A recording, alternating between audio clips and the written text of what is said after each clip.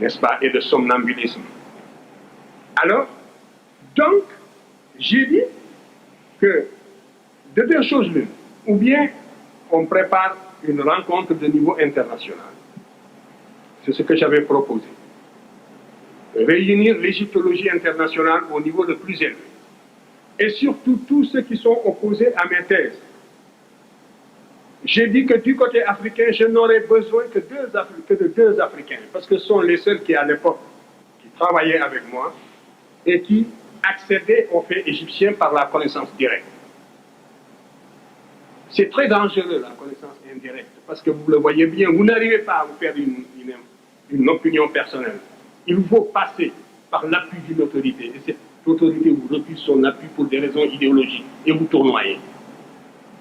Donc, vous ne pourrez sortir du cercle vicieux que par la connaissance directe. Vous pétillez tous d'intelligence, mais il faudra accepter de fournir cet effort qui vous conduit à la connaissance directe, et nous en reparlerons.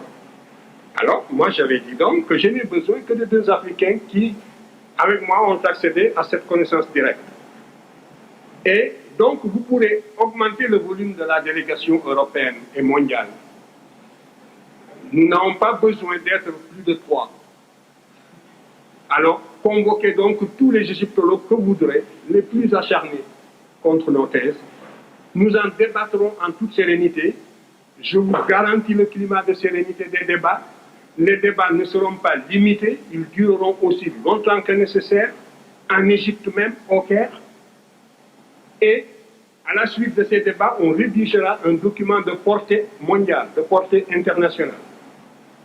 Et suivant la teneur de ce document, on saura de quel côté penche la balance.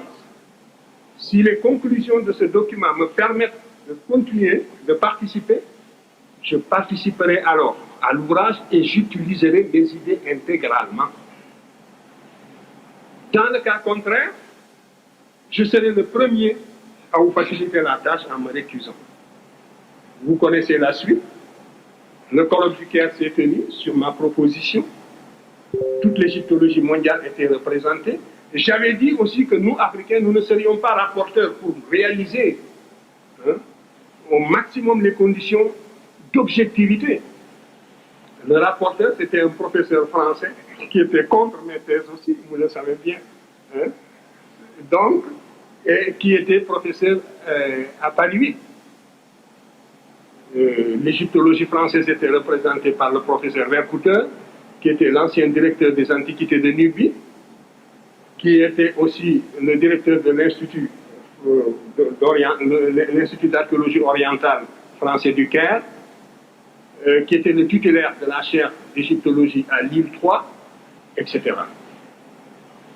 Était représenté aussi par le professeur Sonneron, qui l'avait remplacé à l'Institut français d'archéologie d'Égypte, et qui était sûrement le plus apte à nous suivre dans les discussions linguistiques, justement. Et vous avez les débats, les conclusions dans le domaine linguistique, justement, du professeur Sonneron, qui est mort maintenant. Vous aviez le professeur Leclan, qui est devenu académicien depuis et professeur au Collège de France. Vous aviez le professeur Debono, qui était l'archéologue de la vallée du Nil. L'Amérique était représentée par Mme Gordon Chaké, le Canada par le professeur Chini, la Scandinavie par le professeur Serge Soderberg, qui était le directeur de toute la mission de toute la Scandinavie pour la sauvegarde des monuments de Nubie, etc., etc. Voilà, moi, et toute l'égyptologie égyptienne sur place aussi, au Caire et en Égypte, sont venus participer. Vous avez la liste des participants ici. Voilà le document qui est sorti de ces travaux. Oh, juste la page, voilà. Et voici, je vous lis une seule phrase de ce document. La très minutieuse préparation des communications. Est-ce que je voudrais même quelqu'un qui lise mieux que moi, un volontaire seulement, pour lire, voilà justement vous-même. Voilà. Vous allez lire juste ce passage, cette phrase. C'est la conclusion générale. La très minutieuse préparation des communications. Non, lisez lentement pour que vos camarades entendent. Sinon, moi, je lis mieux que vous. D'accord. La très minutieuse opération. Non, pas opération. Préparation Les communications. Bon, attendez, je vais y venir, parce que vous... Bon. Alors, je lis pour tout le monde. Il est certain que le sac de Thèbes par les Assyriens, la façon féroce dont les Assyriens ont détruit la ville de Thèbes en 663, a eu des répercussions comme l'occupation de Paris par les Allemands, mais ça n'a pas duré.